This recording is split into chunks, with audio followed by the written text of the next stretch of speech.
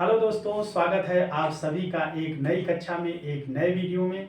और आज हम लोग पढ़ेंगे सौर मंडल के बारे में। पिछली कक्षा में मैंने आपको सूर्य के बारे में बताया था। मैंने बताया था कि सूर्य की 3 आंतरिक सतहें होती हैं और सबसे जो अंदर होता है वो होता था कोर।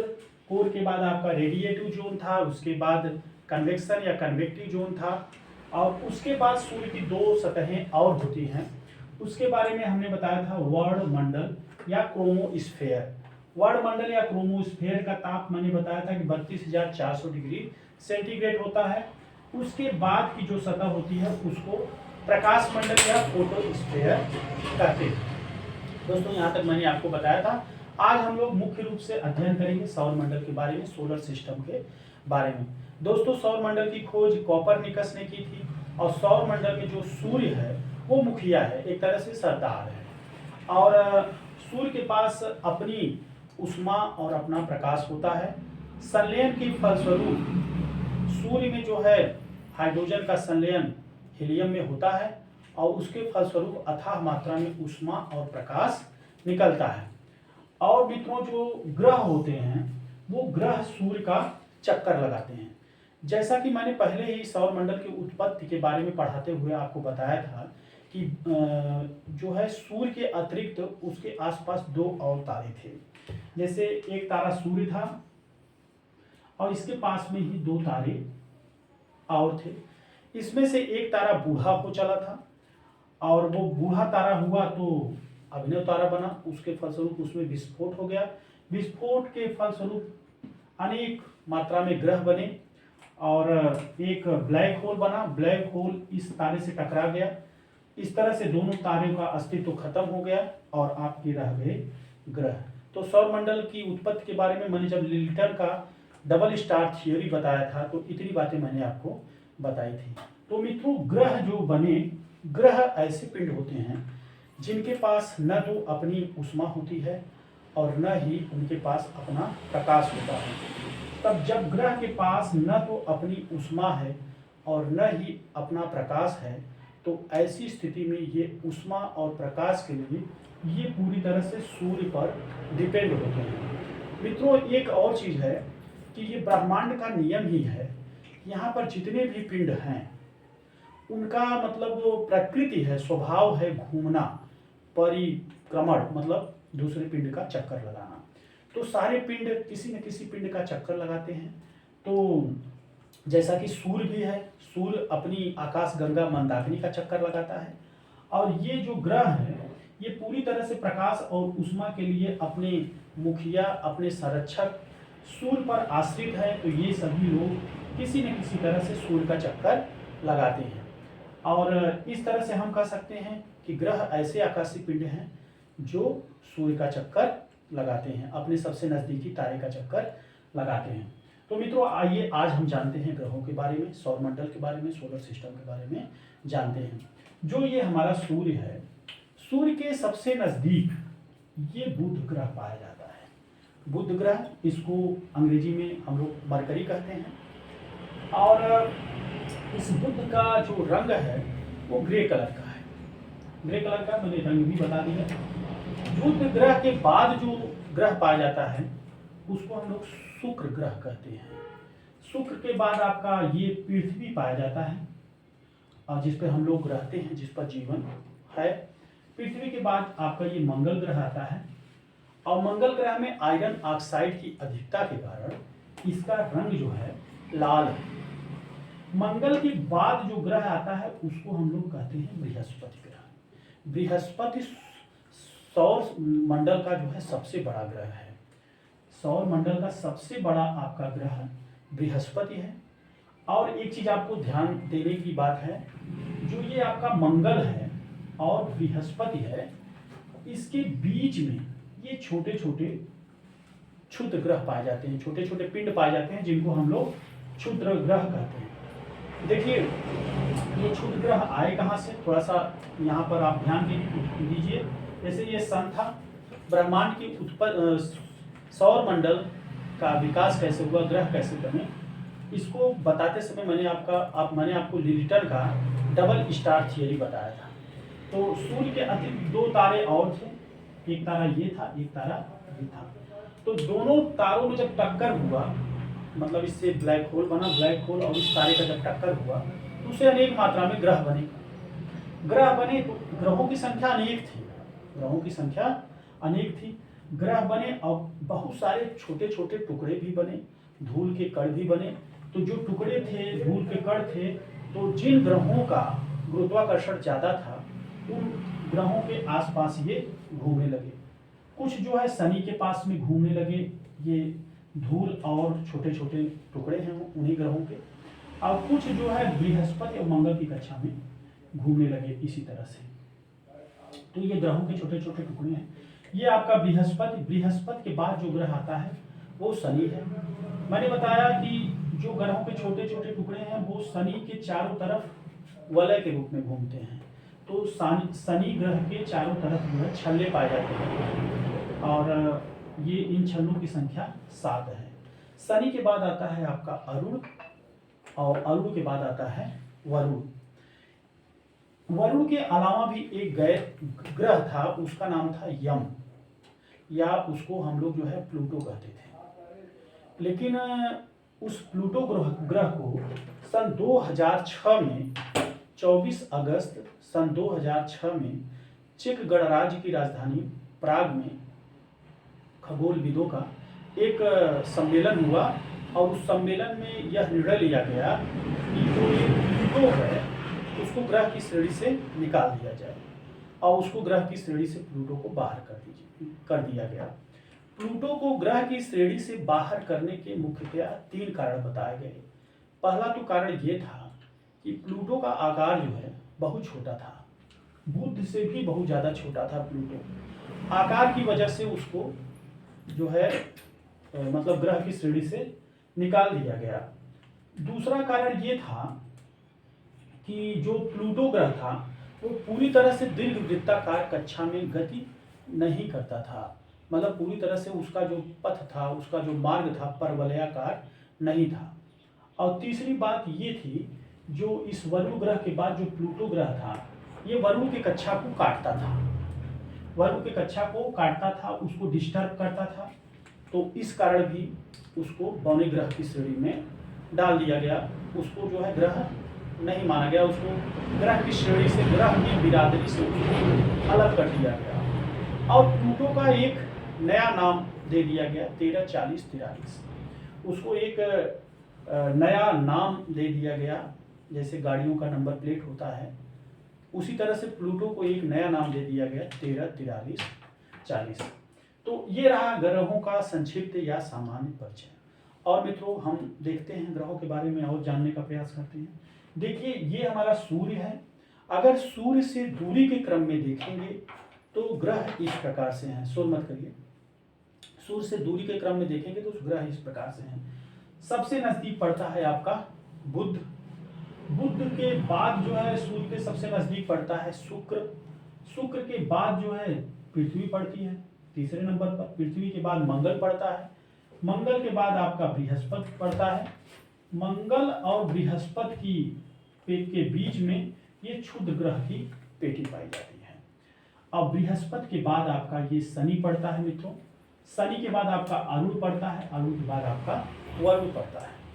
अंग्रेजी में इनके नाम को हम इस प्रकार से कहते हैं, जैसे बुध को कहा जाता है मरकरी, बुध को मरकरी कहा जाता है, शुक्र को वीनस कहा जाता है, और पृथ्वी को अर्थ कहा जाता है, मंगल को मार्स, बृहस्पति को जुपिटर, शनि को सैटर्न, अरुण को यूरेनस, वरुण को नेपच्यून। प्लीज आप आवाज मत करिए। तो ये रहा। और देखिए जो ये प्रथम चार ग्रह होते हैं, बुध, शुक्र, पृथ्वी और मंगल, इनका जो धरातल है वो ठोस है, इनका धरातल ठोस है। और ये देखिए ये चारों क्षुद्र ग्रह के पहले पाए जाते हैं, बुध, शुक्र, पृथ्वी और मंगल, ये चारों क्षुद्र ग्रह के पहले पाए जाते हैं। तो इनको हम लोग आंतरिक ग्रह कहते हैं, इनको खगोलविदों ने आंतरिक ग्रह की संज्ञा दी। इनको आंतरिक ग्रह या पार्थिव ग्रह या टेरेस्ट्रियल ग्रह कहते हैं। इनको पार्थिव ग्रह इसलिए कहते हैं क्योंकि ये चारों ग्रह पृथ्वी से समानता रखते हैं, इसलिए इनको पार्थिव ग्रह कहते हैं। मित्रों एक चीज और है, इन चारों ग्रहों के पास उपग्रह थे, कुछ के पास अभी भी हैं और कुछ के पास थे जो कि अब नहीं है। इसको जान लीजिए। जैसे आपका ये पृथ्वी है, आप सभी लोग जानते हैं कि पृथ्वी का एक उपग्रह है चंद्रमा, पृथ्वी का उपग्रह है चंद्रमा। और मंगल का भी 2 उपग्रह है, फोबोस डिमोस, मंगल के उपग्रह है मित्रों। इसका 2 उपग्रह हो गया, पृथ्वी का 1 उपग्रह हुआ। बुध और शुक्र के भी उपग्रह हैं, बुध और शुक्र के भी उपग्रह थे, लेकिन बुध और शुक्र के उपग्रह टिक नहीं पाए, क्योंकि देखिए सारे पिंड चक्कर लगाते हैं, किसी न किसी पिंड का ग्रह सूर्य का चक्कर लगा रहा है, लेकिन जो ये बुध का उपग्रह था करोड़ों साल पहले, अरबों साल पहले, उसको सूर्य ने अपनी गुरुत्वाकर्षण से खींच लिया और खींच करके उसको जला दिया। शुक्र के भी साथ ऐसा ही हुआ, शुक्र के पास भी उपग्रह था, लेकिन सूर्य ने उसको खींच करके जला दिया। बुध शुक्र के सबसे पास का ग्रह है, लेकिन सूर्य इसको खींच नहीं सकता है, क्योंकि इसके गुरुत्वाकर्षण शक्ति से बुध बाहर है, इसलिए सुरक्षित है। और शुक्र तो और बाहर है, पृथ्वी, मंगल और बाकी सब बाहर है। तो मित्रों ये है, ये जो आपके 4 आंतरिक पार्थिव या टेरेस्ट्रियल ग्रह हैं, इनके उपग्रहों की संख्या कम है। जैसे मंगल के 2 हैं, फोबोस डिमोस, पृथ्वी का 1 ठो है, चंद्रमा। लेकिन इन पार्थिव ग्रहों के बाद जो ग्रह पाए जाते हैं, जैसे बृहस्पति, शनि, अरुण, वरुण, इनके उपग्रहों की संख्या ज्यादा है। तो जो बाहरी ग्रह हैं आपके या जोवियन ग्रह हैं, इनको हम लोग बाहरी ग्रह या जोवियन ग्रह कहते हैं।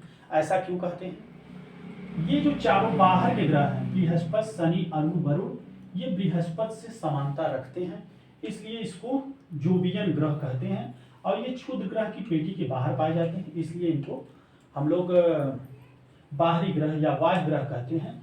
और ये जो चारों ग्रह हैं, ये गैसीय अवस्था में है, इनका धरातल ठोस नहीं है, बल्कि गैसीय अवस्था में है।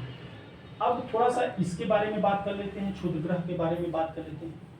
मित्रों देखिए होता क्या है, जैसे ये सारे घूम रहे हैं, ये सारे ग्रह घूम रहे हैं, सूर्य का चक्कर लगा रहे हैं। ये क्षुद्र ग्रह भी घूम रहा है, इस कक्षा में ऐसे ऐसे ये भी सूर्य का चक्कर लगा रहा है। आपने शुरुआत में ही पढ़ा था ब्रह्मांड की उत्पत्ति के समय कि मतलब जो ब्रह्मांड है ये विस्तारित हो रहा है, ये विस्तारित हो रहा है, मतलब ये फैल रहा है। फिर भी सूर्य अपनी गुरुत्वाकर्षण शक्ति के कारण इनको खींचने का प्रयास करता है, लेकिन ये बृहस्पति के चूंकि नजदीक है, तो बृहस्पति इनको जो है बाकायदे खींच करके रखा हुआ है, इनको भागने नहीं देता है। यद्यपि सूर्य की गुरुत्वाकर्षण शक्ति ज्यादा है और बृहस्पति की गुरुत्वाकर्षण शक्ति कम है, लेकिन चूंकि ये क्षुद्र ग्रह बृहस्पति के पास में पाए जाते हैं, इसलिए बृहस्पति की गुरुत्वाकर्षण शक्ति इन क्षुद्र ग्रहों पर ज्यादा काम करती है, सूर्य की गुरुत्वाकर्षण शक्ति उतना काम नहीं करती है।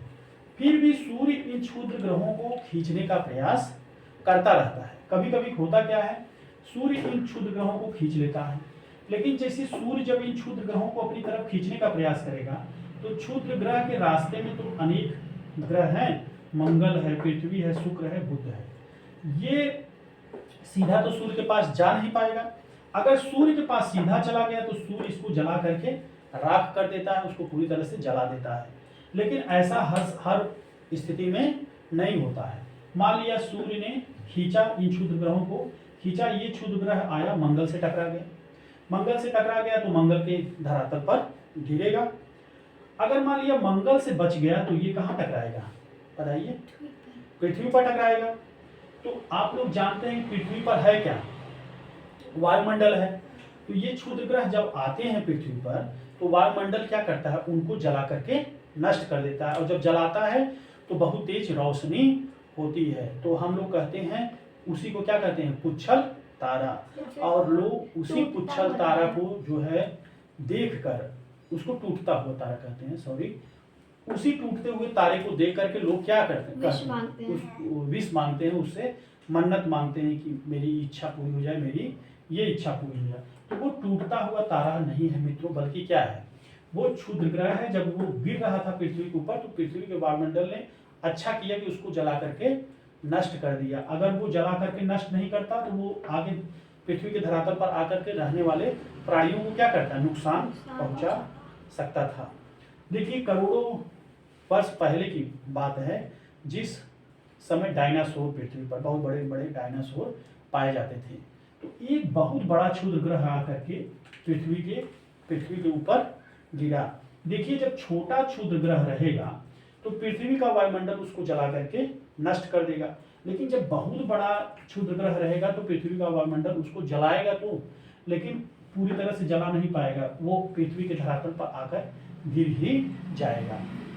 तो करोड़ों साल पहले एक बहुत बड़ा क्षुद्र ग्रह था, वो आके पृथ्वी के धरातल के केंद्रीय भाग से टकराया और उस समय पृथ्वी पर डायनासोर थे। वो जब केंद्रीय भाग से टकराया तो पृथ्वी का केंद्रीय भाग दहल गया। जिस तरफ गिरा वहां उस तरफ के डायनासोर को उसने मार दिया। इसके अलावा जब पृथ्वी का केंद्रीय भाग दहल गया तो आप लोग जानते हैं कि पृथ्वी के केंद्रीय भाग में भी प्लाज्मा है। अब वो प्लाज्मा बाहर आ गया तो उस प्लाज्मा ने भी दूसरी तरफ के जो डायनासोर थे उनको जला करके नष्ट कर दिया। तो और देखिए कभी कभी ये क्षुद्र ग्रह शुक्र पे भी गिरते हैं। शुक्र ग्रह का तो वायुमंडल एकदम कमजोर है, बहुत कमजोर है। इधर से क्षुद्र ग्रह गिरते हैं इसके ऊपर और इधर से सौर ज्वाला गिरती है। कभी कभी क्षुद्र ग्रह बुध पर भी गिरते हैं। बुध पर एक क्षुद्र ग्रह गिरा है जिसने बुध पर बहुत बड़ा गड्ढा बना दिया है और उस गड्ढे का नाम है कैरोलिस बेसिन। उस गड्ढे का नाम है कैरोलिस बेसिन। अब देखिए मित्रों, ये जो आपका बृहस्पति ग्रह है, बहुत अच्छा बात है कि इसने अपने गुरुत्वाकर्षण शक्ति से इन क्षुद्र ग्रहों को यहाँ पर बांध करके रखा है। हम लोग जिंदा हैं, हम लोगों का जीवन पृथ्वी पर चल रहा है आसानी पूर्वक। इसमें बृहस्पति का बहुत बड़ा योगदान है। अगर बृहस्पति इन क्षुद्र ग्रहों को बांध कर नहीं रखता तो ये करोड़ों की संख्या में है, ये आ करके क्या करते, ये पृथ्वी पर हमेशा गिरते रहते। और हमारा पृथ्वी का वायुमंडल कितना बचा था, सोचिए पृथ्वी का वायुमंडल उनको कितना जलाता। कोई न कोई क्षुद्र ग्रह भारी होता, जैसे करोड़ों साल पहले डायनासोर जब थे तो वो पृथ्वी पर आकर गिर गया था, तो उस तरह से खतरा हो सकता था। तो हम लोगों का जीवन आराम से चल रहा है, हम लोग सुरक्षित हैं, उसमें बृहस्पति का एक बहुत बड़ा योगदान है। और देखिए जब कोई किसी के ऊपर कुछ भी उपकार करता है तो आदमी को उसके प्रति कृतज्ञ रहना चाहिए। कृतज्ञ रहना चाहिए कि नहीं रहना चाहिए, कृतज्ञ रहना चाहिए ना। और जो ये बृहस्पति ग्रह है, भारतीयों ने इसी के प्रति अपनी कृतज्ञता जाहिर करते हुए हर 12 वर्ष पे कुंभ मनाते हैं। क्या मनाते हैं? 12 वर्ष पे कुंभ मनाया जाता। जब कॉपरनिकस ने सौर मंडल की खोज नहीं की थी, उसके पहले से ही भारत के लोग कुंभ का महाकुंभ मनाते थे। तो इसका मतलब है किसी न किसी को इन ग्रहों की गति का ज्ञान रहा होगा। तो उस समय भी भारत का जो साइंस था वो बहुत डेवलप था। तो ये रहा आपका मतलब बृहस्पति ग्रह के बारे में जानकारी थोड़ा सा। अब देखिए इसमें ग्रहों की गति या परिक्रमण के बारे में भी हम लोग देख लेते हैं। देखिए जब ये दोनों तारे आपस में टकराए तो हुआ क्या, मतलब टकराए तो ग्रह बने। तो ग्रह के टुकड़े जिस तरफ से फेंकाए, जिधर फेंकाए उधर ही गति करने लगे। कुछ इधर फेंकाए तो वो इस तरह से घूमने लगे, कुछ अगर इधर फेंका गए तो वो इस तरह से घूमने लगे। तो ये जो समस्त ग्रह हैं इसमें से ज्यादातर ग्रह जो गति करते हैं वो करते हैं पश्चिम से पूर्व की तरफ। पश्चिम से पूर्व की तरफ मतलब एंटी क्लॉक। इसमें ज्यादातर ग्रह जो है वो पश्चिम से पूर्व की तरफ गति करते हैं, उसमें हमारी पृथ्वी भी है। अब हम लोग इसमें देख लेते हैं कि कौन कौन से ग्रह पश्चिम से पूर्व की तरफ गति करते हैं। तो इसमें हमारा क्या है, बुध है, पृथ्वी है, मंगल है, बृहस्पति है, शनि है, वरुण है। ये लोग पश्चिम से पूर्व की तरफ गति करते हैं। अब देखिए जो ग्रह पश्चिम से पूर्व की तरफ गति करते हैं उन ग्रहों पर सूर्योदय पूर्व की तरफ होता है। किस दिशा में होगा? पूर्व की तरफ होगा। लेकिन दो ग्रह ऐसे हैं जिनके घूमने की दिशा पूर्व से पश्चिम है। मतलब आप इसको कह सकते हैं क्लॉक वाइज।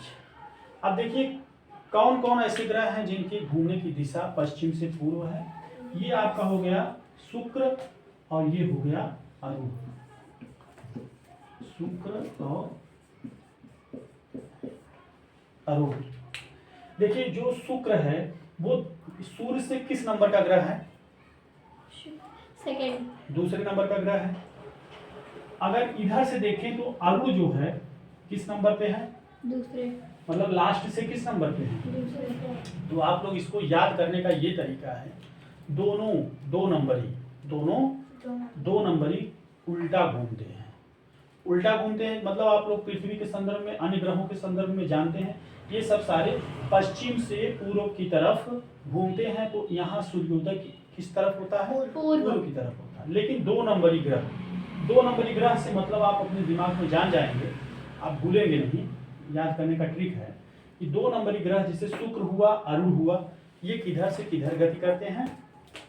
बताइए। पूर्व से पश्चिम। और जब ये लोग पूर्व से पश्चिम गति करेंगे तो सूर्योदय किधर होगा? बताइए। पश्चिम में। तब सूर्योदय किधर होगा? पश्चिम में होगा। हमेशा सूर्योदय पश्चिम में होगा। तो ये रहा मित्रों जो है एक थोड़ा सा सामान्य परिचय ग्रहों के बारे में, सौर मंडल के बारे में थोड़ा सा इसको फिर से हम लोग देख लेते हैं। तो सूर्य है, ठीक है। सूर्य के सबसे नजदीक का ग्रह बुध। उसके बाद शुक्र, पृथ्वी, मंगल, बृहस्पति, शनि, अरुण। इन चार ग्रहों को प्रथम चार ग्रहों को बुध, शुक्र, पृथ्वी, मंगल को क्या कहा जाता है? आंतरिक ग्रह कहा जाता है, या इनको पार्थिव ग्रह कहा जाता है, या टेरेस्ट्रियल ग्रह कहा जाता है। ये चारों ग्रह पृथ्वी से समानता रखते हैं। और इसके अलावा क्षुद्र ग्रह की पेटी के बाहर जो ये चार ग्रह पाए जाते हैं, बृहस्पति, शनि, अरुण, वरुण, इनको क्या कहा जाता है? वाह्य ग्रह कहा जाता है, या फिर जोबियन ग्रह। वाह्य ग्रह कहा जाता है या जोबियन ग्रह कहा जाता है। ये चारों ग्रह ये बृहस्पति से समानता रखते हैं। ये तो रहा, मतलब ये आप आठों नाम याद रखेंगे, बुध, शुक्र, पृथ्वी, मंगल, बृहस्पति, शनि, अरुण और वरुण। ये रहा सूर्य से दूरी के क्रम में। लेकिन अगर पूछा जाए पृथ्वी से दूरी के क्रम में ग्रहों को बताइए, तो आप लोग इसको जान लीजिए। पृथ्वी से सबसे ज्यादा समानता कौन रखता है? शुक्र। शुक्र बहुत चमकीला ग्रह होता है, इसको सांझ या भोर का तारा कहा जाता है। ये पृथ्वी से काफी समानता रखता है, इसलिए इसको पृथ्वी की जुड़वा बहन भी कहा जाता है। तो जो जुड़वा बहन होगी वो सबसे क्या होगी? नजदीक होगी, उससे लगाव ज्यादा होगा। तो पृथ्वी के सबसे नजदीक ग्रह है शुक्र। शुक्र के बाद पृथ्वी के सबसे नजदीक कौन पड़ेगा? मंगल। आप लोग इस मैप में देख के बता सकते हैं, इस चित्र को देख करके बता सकते हैं। क्योंकि शुक्र पृथ्वी की जुड़वा बहन है, इसलिए शुक्र सबसे नजदीक है। और ये जो शुक्र है ये पूरी तरह से पृथ्वी की तरह दिखता है। तो सबसे पृथ्वी के सबसे नजदीक हो गया शुक्र, और शुक्र के बाद हो गया मंगल। अब यहाँ से आराम से बता सकते हैं पृथ्वी के फिर सबसे नजदीक कौन पड़ेगा? बुध, फिर बृहस्पति पड़ेगा, फिर शनि, फिर अरुण, फिर वरुण। ये तो रहा पृथ्वी के आधार पर दूरी के क्रम में। सूर्य के आधार पे दूरी के क्रम में आप लोग जान चुके हैं, ये तो आसान है, बुध, शुक्र, पृथ्वी, मंगल, बृहस्पति, शनि, अरुण, वरुण। लेकिन पृथ्वी से दूरी के क्रम में किस तरह से? तो सबसे शुक्र, मंगल, बृहस्पति, शनि, अरुण और वरुण। लेकिन भार के क्रम में भी आपको याद रखना पड़ेगा, कभी कभी ये भार के क्रम में भी पूछता है, द्रव्यमान के क्रम में भी पूछता है, आकार के क्रम में। देखिए सबसे छोटा आकार आपका बुध का है, सबसे छोटा आकार बुध का है। अब बताइए बुध से बड़ा किसका होगा? शुक्र। नहीं, बुध से बड़ा आकार मंगल। आप लोग दिन का नाम याद रखते हैं, मंगल बुध साथ ही में आता है। तो आपको इतना जानकारी होगी कि बुध जो है सबसे छोटा ग्रह है, सबसे छोटा ग्रह। छोटा ग्रह है, ये तो आपको पढ़ाते वक्त पता। अब बुध के सबसे नजदीक, मतलब बुध के नाम मंगल बुध हम लोग अक्सर बोल देते हैं, तो बुध से बड़ा क्या है? मंगल। मंगल। अब मंगल से बड़ा क्या है? शुक्र। अब आसान हो गया। बुध से बड़ा मंगल, मंगल से बड़ा शुक्र, शुक्र से बड़ा पृथ्वी। पृथ्वी से इन चारों आंतरिक ग्रहों में सबसे बड़ी क्या है? पृथ्वी। पृथ्वी। अब पृथ्वी से बड़ा क्या है? वरुण। वरुण। वरुण से बड़ा अरुण। अरुण। अरुण से बड़ा शनि। शनि। शनि सबसे से बड़ा बड़ा बृहस्पति। सबसे बड़ा बृहस्पति। तो हमने सूर्य से दूरी के क्रम में भी जान लिया ग्रहों को, और पृथ्वी से दूरी के क्रम में भी जान लिया ग्रहों को, और आकार के आधार पर भी हमने ग्रहों, छोटा बड़ा ग्रहों को जान लिया। तो बताइए आकार के क्रम में सबसे छोटा ग्रह बुध। बुध। बुध से बड़ा मंगल। मंगल से बड़ा शुक्र। शुक्र से बड़ा पृथ्वी। पृथ्वी से बड़ी वरुण। वरुण से बड़ा अरुण। अरुण से बड़ा शनि। शनि, और शनि से बड़ा बृहस्पति। ये। अब देखिए सारे ग्रह एंटी क्लॉकवाइज, मतलब पश्चिम से पूर्व की तरफ घूमते हैं, लेकिन दो ग्रह ऐसे हैं जो कि दो नंबरी हैं। दो नंबरी कौन कौन? शुक्र शुक्र और अरुण। अरुण। इनके घूमने की दिशा किधर से किधर है? पूर्व पूर्व से से पश्चिम। क्लॉकवाइज। और इन दो ग्रहों पर जो सूर्योदय होता है वो वो हमेशा पश्चिम। पश्चिम दिशा से सूर्य उगता है। तो लगभग, और एक चीज आप जान लीजिए, जैसे आप जानते हैं कि पृथ्वी पर क्या है? जीवन पाया जाता है। पृथ्वी पर जीवन जीवन संभव पाया है। जाता है। अभी अन्य ग्रहों के बारे में हमें पूरी तरह से मालूम नहीं है। जैसे मंगल ग्रह पे अभी वैज्ञानिक लोग रिसर्च कर रहे हैं कि मंगल ग्रह पर जीवन है कि नहीं है, लेकिन वहां पर जीवन की संभावना जताई गई है। आप लोग एक चीज और जान लीजिए, कपास के पौधे को, कपास से रुई मिलता है, कपास के पौधे से रुई मिलता है, और सूत से उसका कपड़ा बनता है ना, कपास के पौधे से। तो कपास के पौधे को अंतरिक्ष में भेजा गया ये जानने के लिए कि जीवन संभव है कि नहीं। तो अंतरिक्ष में ऐसे स्थान जहां पर जीवन की संभावना की ज्यादा उम्मीद है, जहां पर जीवन की संभावना की ज्यादा उम्मीद है, ऐसे स्थान को हम लोग गोल्डीलॉक जोन कहते हैं। ऐसे स्थान को हम लोग गोल्डीलॉक जोन कहते हैं। तो ये रहा सौर मंडल का सामान्य परिचय। उम्मीद है मित्रों आपको ये क्लास पसंद आएगी, और जो कुछ बातें रह गई हैं उसको हम लोग अच्छी करें। अगली कक्षा में जानेंगे, तब तक के लिए नमस्कार।